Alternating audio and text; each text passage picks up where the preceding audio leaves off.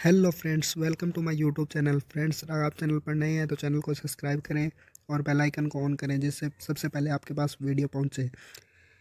Friends, इस video में हम साइंस के टॉप 30 क्वेश्चन करेंगे। चलिए वीडियो को स्टार्ट करते हैं बिना किसी देरी के। फर्स्ट क्वेश्चन, जिसके अंदर ये पूछा गया है कि निस्यंदन की प्रक्रिया के दौरान फिल्टर पेपर पर रहने वाले कणों को क्या कहा जाता है। ऑप्शन दिए गए हैं विलायक अवशेष, नंबर 3 ऑप्शन निस्यंद और 4 नंबर ऑप्शन विलय। क्या कहा जाता है? उन्हें कहा जाता है अवशेष। विलायक क्या होता है? जैसे हमारे पास कोई मिश्रण है, जैसे नमक और पानी का मिश्रण है, तो नमक क्या हो गया उसके अंदर? नमक तो होगा विलय और पानी क्या होगा? विलायक। यानी जिसके अंदर घोला जाए वो क्या होता है? विलायक। जिसको घोला जाए वो क्या होता है? विलय। निस्यंद क्या होगा? जैसे कि हमारे पास कोई अघुलनशील ठोस होता है, उसको तल से अलग करने की प्रक्रिया क्या कहलाती है? निस्यंद कहलाती है। चलिए नेक्स्ट क्वेश्चन। नेक्स्ट क्वेश्चन में क्या पूछा गया है? ताम्र परमाणु के परमाणु भार हमें दिया गया है 64 और परमाणु की संख्या कितनी है? 29। ताम्र परमाणु के न्यूट्रॉनों की संख्या हमसे पूछी गई है। ऑप्शन दिए गए हैं 35, 64, 93, 29। तो हमें पता है कि परमाणु भार क्या होता है? द्रव्यमान संख्या होती है, जिससे हम ए से डिनोट करते हैं। और परमाणु संख्या क्या होती है? प्रोटॉन की संख्या ही होती है, यानी 29। प्रोटॉन प्लस न्यूट्रॉन की संख्या क्या होती है? द्रव्यमान संख्या, यानी ए। तो प्रोटॉन प्लस न्यूट्रॉन कितने बताए गए हैं? यानी द्रव्यमान संख्या के बराबर होते हैं, तो यानी 64 हो गए। प्रोटॉन कितने हैं? 29। यानी न्यूट्रॉन कितने हो गए? 35। तो यानी कि ऑप्शन नंबर कौन सा सही होगा? फर्स्ट। चलिए नेक्स्ट क्वेश्चन। इनमें से कौन हृदय की समस्या की पहचान करने में सहायता करता है? ऑप्शन दिए गए हैं BCG, EEG, ECG, ECT। तो सही ऑप्शन क्या होगा? ECG।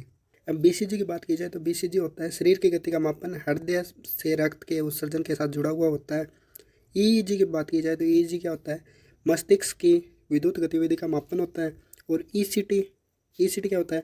जो मानसिक स्वास्थ्य के रोगी होते हैं, उनके मस्तिष्क में से विद्युत धाराओं को गुजारा जाता है, यानी कि वो हल्के हल्के झटके दिए जाते हैं, वो ECT के अंदर आते हैं। चलिए नेक्स्ट क्वेश्चन। नेक्स्ट क्वेश्चन क्या पूछा गया है? गुप्त ऊष्मा स्थिर खालिस्तान पर ऊष्मा में परिवर्तन को संदर्भित करती है।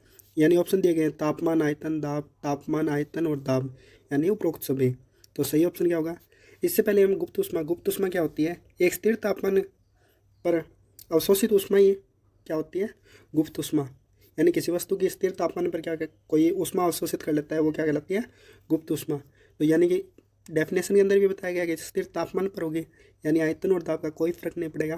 तो यानी आयतन और दाब का कोई मतलब नहीं होगा। चलिए नेक्स्ट क्वेश्चन।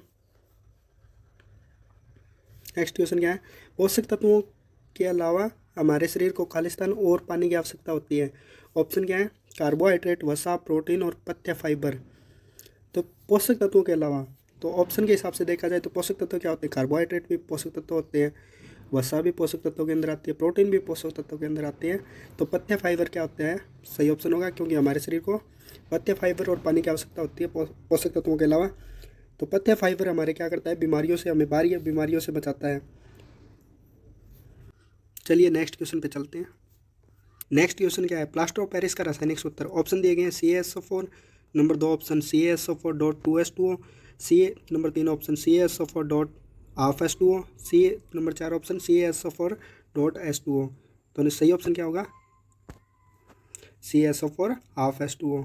ये क्या करता है? 3/2 मोल जल के अणु के साथ रिएक्शन करके क्या बनाता है?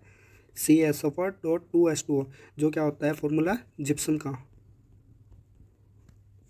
जिप्सम का फॉर्मूला होता है। चलिए नेक्स्ट क्वेश्चन। मनुष्यों में एक सामान्य बच्चे के जन्म को निर्धारित करने वाले गुणसूत्र होते हैं। तो यानी कि ऑप्शन दे रखा है माँ से एक एक्स गुणसूत्र और पिता से एक एक्स गुणसूत्र। नंबर 2 ऑप्शन में क्या दे रखा है? माँ से एक्स गुणसूत्र और पिता से एक वाई गुणसूत्र। और नंबर 3 ऑप्शन में माँ से 2 एक्स गुणसूत्र और पिता से एक एक्स गुणसूत्र। नंबर 4 ऑप्शन पिता से एक एक्स गुणसूत्र और एक वाई गुणसूत्र और माँ से एक एक्स गुणसूत्र। तो सबसे पहले क्या होते हैं? मनुष्यों में कितने गुणसूत्र होते हैं? 46 होते हैं। और जिसमें से अगर शिशु यानी कि बच्ची या बच्चे का जन्म होता है तो उसके लिए कितने 22 गुणसूत्र तो माता से आते हैं और 22 पिता से आते हैं। तो यानी 44 तो हो गए 2 गुणसूत्र। माता से हमेशा एक्स गुणसूत्र ही आएगा। अगर पिता से वाई गुणसूत्र आता है यानी एक्स और वाई मिलते हैं तो लड़के का जन्म होता है। और अगर पिता से ही एक्स गुणसूत्र यानी 44 प्लस एक्स एक्स आता है तो क्या होता है, बच्चे का जन्म यानी लड़की का जन्म। तो सही ऑप्शन क्या होगा, ऑप्शन नंबर 1। चलिए नेक्स्ट क्वेश्चन। ध्वनित तरंगों की प्रबलता का निर्धारण किसके द्वारा होता है? आयाम के द्वारा होता है, आवृत्ति के द्वारा होता है, तरंग दैर्ध्य के द्वारा होता है या गति के द्वारा होता है? सही ऑप्शन क्या होगा, आयाम। चलिए नेक्स्ट क्वेश्चन। नेक्स्ट क्वेश्चन में क्या पूछा गया है, निम्नलिखित रासायनिक अभिक्रिया को संतुलित करने के लिए पानी के आवश्यक मोलों यानी कि 20 से दर्शाया गया उसे की संख्या क्या होगी? तो हमने कल भी ऐसा क्वेश्चन किया था, उसमें क्या बताया गया था कि किसी भी रासायनिक अभिक्रिया को संतुलित करने के लिए अभिकारकों की संख्या इक्वल टू उत्पादों की संख्या सेम होनी चाहिए।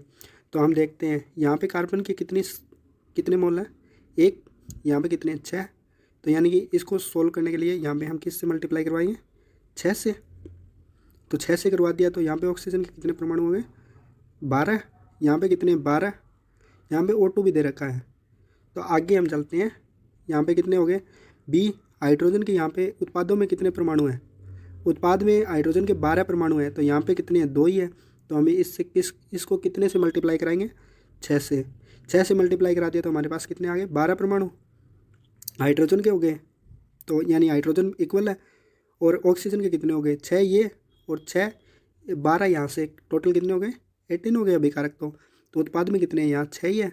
तो यहाँ से अगर एक से मल्टीप्लाई करा के और यहाँ से 6 से मल्टीप्लाई कराएं तो ये क्या हो गई, 16 हो गई। हमें किसका पूछा है, पानी के आवश्यक मोल पूछे, तो पानी के आवश्यक मोल क्या होंगे, 6 होंगे। तो सही आंसर क्या होगा, ऑप्शन नंबर 4। चलिए नेक्स्ट क्वेश्चन। मानव शरीर की सबसे छोटी अंतःस्रावी ग्रंथि कौन सी है? ऑप्शन दे रखे हैं, अधिवृक्क, थायराइड, पीनियल और अग्नाशय। तो सही ऑप्शन क्या होगा, पीनियल। इसे ही मानव की तीसरी नेत्र कहा जाता है, यानी कि तीसरी आंख। इससे किसका श्रावण होता है, मेलाटोनिन का भी श्रावण होता है। चलिए नेक्स्ट क्वेश्चन। तड़ित से वृक्ष में आग भी लग सकती है क्योंकि इसमें अत्यधिक मात्रा में क्या होती है, ये हमसे पूछा गया। तड़ित क्या होता है, बिजली चमकना, जो आकाश में बारिश के टाइम में बिजली चमकती है। तो ऑप्शन दे रखे हैं हमें, उसमें ऊर्जा होती है या विद्युत ऊर्जा होती है या रासायनिक ऊर्जा होती है या नाभिकीय ऊर्जा होती है। तो सही ऑप्शन क्या होगा, विद्युतीय ऊर्जा होती है। यानी बिजली चमकना, लोकल लैंग्वेज में हम बिजली कहते हैं, जैसे विद्युत को बिजली कहते हैं, तो वो भी हम बिजली चमकना ही कहते हैं। तो यहाँ भी क्या होगा, विद्युतीय ऊर्जा ही होती है वो। तो विद्युतीय ऊर्जा सही ऑप्शन होगा। चलिए नेक्स्ट क्वेश्चन। क्वासियो और कोर किस पोषक तत्वों की कमी के कारण होता है? ऑप्शन दे रखे हैं, वसा, प्रोटीन, विटामिन डी या आयरन। सबसे पहले हम जान लेते हैं क्वासियो कोर होता है क्या है।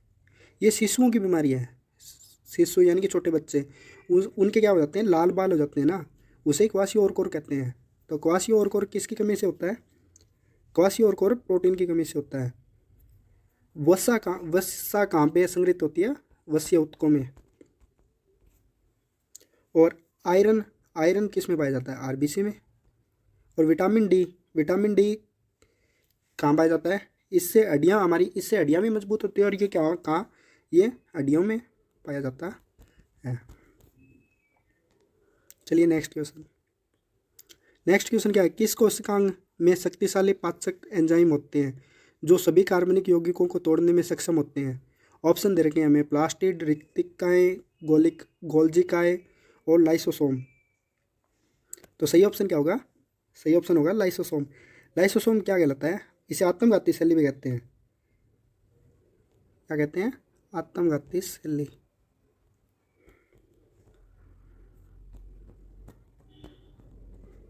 रिक्तिकाएँ की बात की जाए तो रिक्तिकाएँ किस में पाई जाती है, ये पौधों में पाई जाती है, कवक में पाई जाती है और शैवाल में पाई जाती है।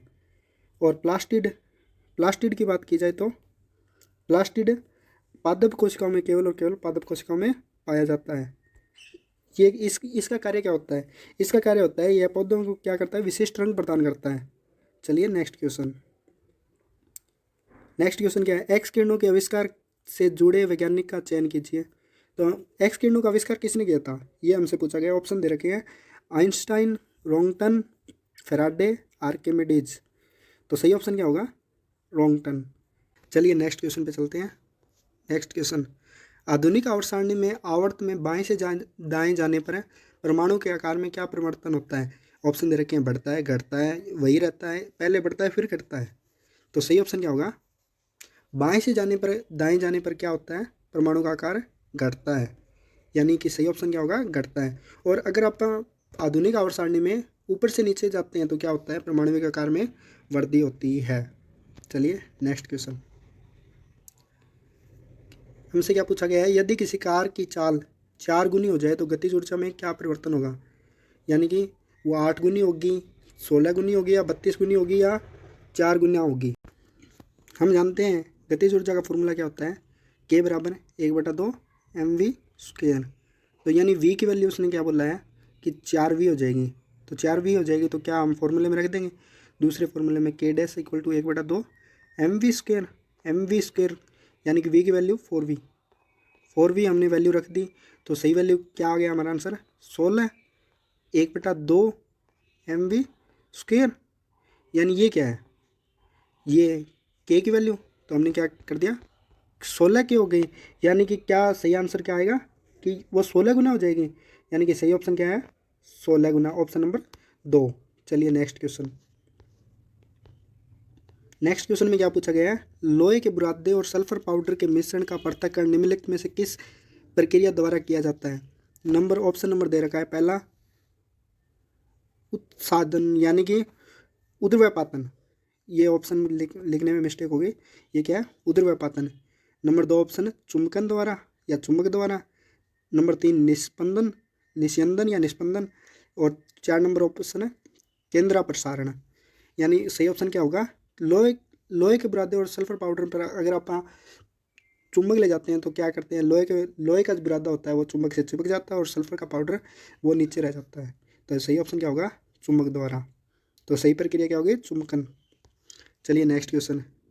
नेक्स्ट क्वेश्चन में क्या पूछा गया है, न्यूटन की गति का पहला नियम किसकी अवधारणा देता है। यानी कि न्यूटन के गति के प्रथम नियम को क्या कहते हैं। ऑप्शन दे रखे हैं जड़त्व, संवेग, विस्थापन, कार्य। तो सही ऑप्शन क्या होगा, जड़त्व। पहले गति के प्रथम नियम के हिसाब से क्या होता है कि अगर कोई व्यक्ति गतिमान है तो वह गतिमान ही रहना चाहेगा, या व्यक्ति या वस्तु कुछ भी ले लीजिए, तो वो जो भी चीज़ है वो जो गतिमान है तो गतिमान रहना चाहेगी, अगर रुकी हुई है तो वो रुकी हुई रहना चाहिए। यानी अपनी अवस्था को चेंज करने के लिए अवस्था को चेंज नहीं करती है। चलिए नेक्स्ट क्वेश्चन। नेक्स्ट क्वेश्चन क्या है, हीरे के चमकने का कारण क्या है। तो ऑप्शन दे रखे हैं हमें, परावर्तन, विक्षेपण, पूर्ण आंतरिक परावर्तन। नंबर 4 ऑप्शन है उच्च अपवर्तनांक। सही ऑप्शन क्या है, पूर्ण आंतरिक परावर्तन। पूर्ण आंतरिक परावर्तन क्या होता है, जब कोई प्रकाश किरण आती है ना, यानी ऊपर की साइड तो संघन माध्यम होगा और नीचे की साइड क्या होगा, विरल माध्यम। जैसे ऊपर हवा हो गई, ऊपर पानी हो गया, नीचे क्या हो गया, हवा हो गई। तो कोई प्रकाश किरण क्रांतिक कोण से ज़्यादा से आती है ना, जैसे आपतन कोण उसका क्रांतिक कोण से ज़्यादा हो गया, तो क्या करती है वो विरल माध्यम में जाने के बजाय वो प्रकाश किरण उसी माध्यम में मुड़ जाती है। तो वो क्या होता है, पूर्ण आंतरिक परावर्तन। तो यानी कि हीरे का चमकने का क्या कारण है, पूर्ण आंतरिक परावर्तन। चलिए नेक्स्ट क्वेश्चन। निम्नलिखित में से कौन सा क्षार का गुण नहीं है। ऑप्शन दे रखे हैं, उनका स्वाद कड़वा होता है, वे नीले लिटमस पत्र को लाल कर देते हैं, वे अम्ल के साथ प्रतिक्रिया करते हैं और उन्हें बेअसर कर देते हैं, और नंबर 4 वे लाल लिटमस पत्र को नीला कर देते हैं। क्षार क्या होते हैं, क्षार स्वाद में तो कड़वे होते हैं, ये गुण उनका सही है। और नीले को लाल कर देते हैं, ये तो नहीं करते, क्योंकि क्षार तो केवल लाल लिटमस पत्र को ही नीला करते हैं। तो यानी कि ये ऑप्शन तो गलत हो गया, ये सही हो गया। अम्ल के साथ प्रतिक्रिया करके बेअसर कर देते हैं, यानी कि अम्ल और क्षार की रिएक्शन होती है तो क्या बनता है, लवण और जल, लवण प्लस जल। तो ये ऑप्शन भी सही है। तो यानी कि गुण कौन सा नहीं है, यानी गुण नहीं है, ये नीले को लाल कर देते हैं, यानी ऑप्शन नंबर 2 सही होगा। चलिए नेक्स्ट क्वेश्चन। चींटियों द्वारा उत्पादित अम्ल को कहा जाता है, चींटियों द्वारा उत्पादित अम्ल को क्या कहा जाता है, फॉर्मिक एसिड, फॉर्मिक एसिड कहा जाए या फिर इसे ही मैथेनोइक एसिड कहा जाता है। मैथेनोइक एसिड को क्या कहा जाता है? Formic acid. और फोलिक एसिड क्या होता है? फोलिक एसिड की बात की जाए तो ये किस में पाया जाता है? विटामिन्स में पाया जाता है। और नाइट्रिक, ये अमोनियम नाइट्रेट जैसे उर्वरक होती है, जैसे खाद जो हम खेतों के अंदर यूज में लेते हैं, खेत वगैरह के अंदर, उसमें नाइट्रिक अम्ल पाया जाता है। एसिटिक अम्ल, एसिटिक अम्ल खट्टे फलों के अंदर जैसे सिरका वगैरह के अंदर पाया जाता है। चलिए नेक्स्ट क्वेश्चन। नेक्स्ट क्वेश्चन क्या है? निम्नलिखित में से कौन सी धातु और अधातु कमरे के तापमान पर तरल अवस्था में पाई जाती है? तरल अवस्था में क्या पाई जाती है? मरकरी और ब्रोमीन पाई जाती है, बाकी सारे तो नहीं पाई जाती तरल अवस्था के अंदर। चलिए नेक्स्ट क्वेश्चन। नेक्स्ट क्वेश्चन क्या है? गुरुत्वाकर्षण का नियम किसके लिए लागू होता है? ऑप्शन दे रखे हैं, केवल आवेशित निकाय, नंबर 2 केवल ग्रह, नंबर 3 केवल सितारे, नंबर 4 ब्रह्मांड में सभी निकाय जिनका द्रव्यमान है। तो यानी गुरुत्वाकर्षण तो हर चीज़ पे लगता है, अगर उसका कोई भी द्रव्यमान है, चाहे उसका द्रव्यमान 0.00001 ही क्यों ना हो, उस पर भी क्या लगेगा? ग्रेविटेशनल फोर्स तो लगे ही लगेगा। तो सही क्या होगा? तो ये ब्रह्मांड में कोई भी निकाय हो, निकाय मतलब कोई भी वस्तु या कण जो भी है, सब चीज़ें आ जाती है इसके अंदर। चाहे पृथ्वी को भी निकाय माना जा सकता है और मनुष्य को भी एक निकाय माना जा सकता है। तो उसका क्या होगा? द्रव्यमान हो तो वो क्या होगा? उस पर ग्रेविटेशनल फोर्स लगेगा। ग्रेविटेशनल फोर्स की बात की जाए तो ग्रेविटेशनल फोर्स क्या होता है? फॉर्मूला ये होता है m1m2/r²। यहाँ क्या है? ये दो जो भी होते हैं, मतलब कि दो वस्तुएं हैं, उनके बीच की दूरी होती है। और ये क्या है? ग्रेविटेशनल कांस्टेंट यानी गुरुत्वीय स्थिरांक। और ये द्रव्यमान कोई भी वस्तु है जिनका द्रव्यमान दो, जिनके मध्य ग्रेविटेशनल फोर्स लग रहा है। चलिए नेक्स्ट क्वेश्चन। नेक्स्ट क्वेश्चन में क्या पूछा गया है?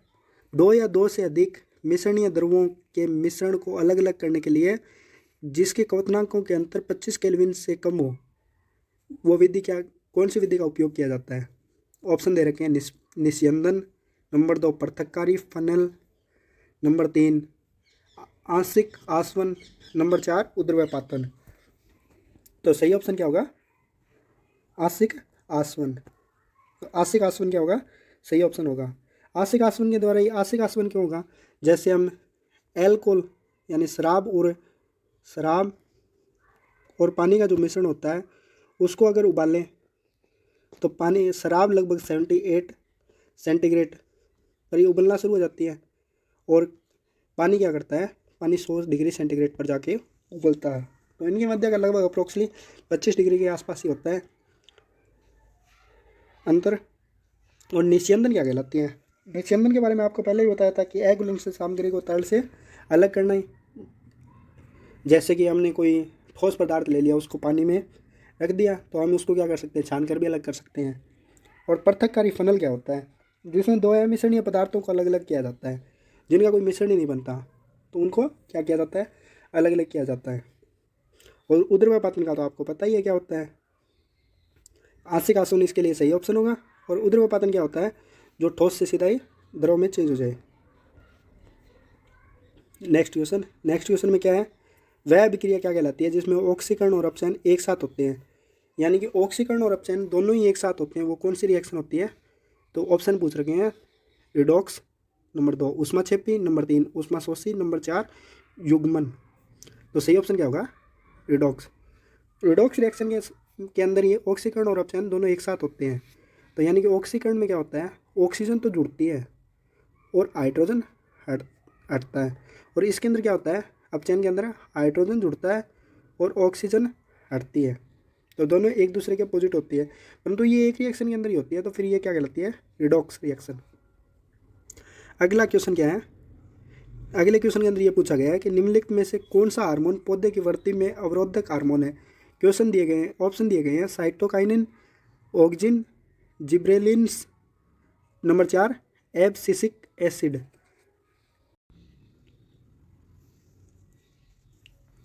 सही ऑप्शन क्या होगा? Abscisic acid. एब्सिसिक एसिड क्या करता है? ये पौधों की वृद्धि का अवरोधक हार्मोन है। तो साइटोकाइनिन क्या है? साइटोकाइनिन पौधों के अंदर क्या करता है? नई पत्तियों का निर्माण करता है। नई पत्तियों का निर्माण करता है। ऑक्सीजन क्या करता है फिर? ऑक्सीजन पौधों में फूलों का विकास करता है। ये विकास वाले हार्मोन हो गए, फूलों का विकास करता है। और जिब्रेलिन क्या करता है? ये पौधे की लंबाई में वृद्धि करता है, लंबाई में वृद्धि। तो यानी एब्सिसिक एसिड तो ये पौधे की वृद्धि का अवरोधक हार्मोन है। साइटोकाइनिन क्या है? नई पत्तियों का निर्माण करता है। ऑक्सीजन पौधों में फूलों का विकास करता है। और जिब्रेलिन लंबाई में वृद्धि करता है। नेक्स्ट क्वेश्चन में क्या पूछा गया है हमसे? घटते क्रम में इन मापदंडों को लिखिए। तो घटते क्रम में पूछा है, हमें दे रखा है एरमस्ट्रॉन्ग, नैनोमीटर, किलोमीटर, पिकोमीटर, और इनका नीचे घटते क्रम में बताना है इनको। तो हमें आर्मस्ट्रॉन्ग के बारे में, आर्मस्ट्रॉन्ग क्या होता है? इसकी वैल्यू होती है 10⁻⁻10 मीटर। और नैनोमीटर की बात की जाए तो नैनोमीटर क्या होता है? 10⁻9 मीटर। Kilometre 10⁻3 metre. और ये पिकोमीटर 10⁻12 मीटर। तो हमें पता है कि सबसे बड़ा क्या हो गया? 10⁻3 मीटर यानी कि किलोमीटर हो गया। उसके बाद में क्या हो गया बेटा? 10⁻9 मीटर यानी 10 नैनोमीटर हो गया। नैनोमीटर के बाद में ये 1 नंबर हो गया, ये 2 नंबर हो गया। तो 3 नंबर पे क्या आ गया? आर्मस्ट्रॉन्ग 10⁻10। नंबर 4 क्या हो गया? Picometre 10⁻12 metre. तो इस हिसाब से देखें तो पहले किलोमीटर, फिर नैनोमीटर, फिर पिकोमीटर, फिर आर्मस्ट्रॉन्ग। यानी सही ऑप्शन क्या होगा? सबसे पहले आना चाहिए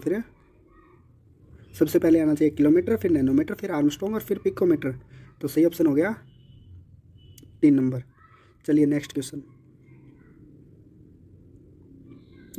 क्या है? शरीर में डीएनए का क्या कार्य है? डीएनए का कार्य है, ऑप्शन दे रखे हैं हमें। प्रोटीन के संश्लेषण में मदद करता है, आनुवांशिकता को नियंत्रित करता है। 3 नंबर ऑप्शन ऊर्जा की रिहाई में सहायता करता है, या 4 नंबर ऑप्शन इनमें से कोई नहीं। तो सही ऑप्शन क्या होगा? डीएनए क्या करता है? आनुवांशिकता को नियंत्रित करता है। डीएनए की फुल फॉर्म क्या होती है? डीऑक्सी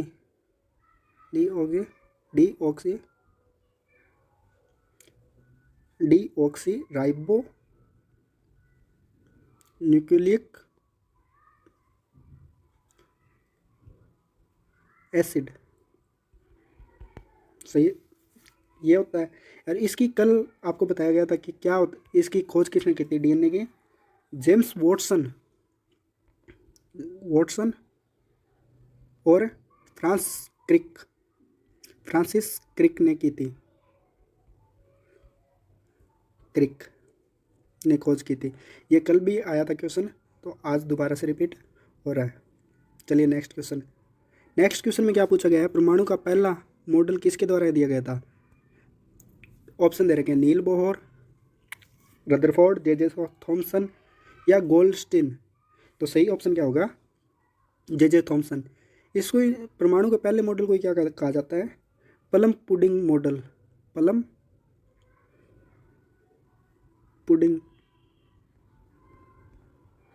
मॉडल भी कहा जाता है। चलिए नेक्स्ट क्वेश्चन में क्या कहा गया है? नेक्स्ट क्वेश्चन है, निम्नलिखित में से किस एक प्रकार की कृषि को श्लेष और वर्ण कृषि भी कहा जाता है? तो ऑप्शन दे रखे हैं व्यापक निर्वाह कृषि, आदिम निर्वाह कृषि, व्यापक वाणिज्यिक अनाज खेती या मिश्रित खेती। तो सही ऑप्शन क्या होगा? आदिम निर्वाह कृषि। यानी कि इसको क्या कहते हैं? आदिम निर्वाह कृषि। झूम खेती भी होती है, झूम खेती।